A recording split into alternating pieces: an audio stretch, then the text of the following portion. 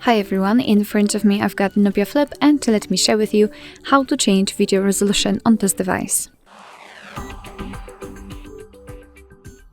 So let's start with opening the camera app, and currently we are in the standard photo mode. So let's first of all switch to the video one, and as you can see, we've got the specific option highlighted here, so we do not have to open the settings.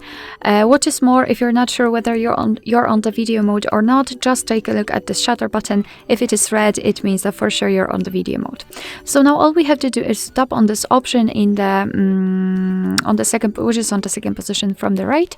Let's tap on it, and as you can see here, we've got the specific resolution options. So 1080p, which is currently applied, 720p and 4K, and we've got also two options connected with frames per second to choose from. So all you have to do is to tap on the option like to use. I'll choose 4K, and as you can see, it is immediately highlighted, which means that from now on our device will use the chosen resolution whilst recording a video. Alright, so that will be all. Thank you so much for watching. I hope that this video was helpful, and if it was, please hit the subscribe button and leave the thumbs up.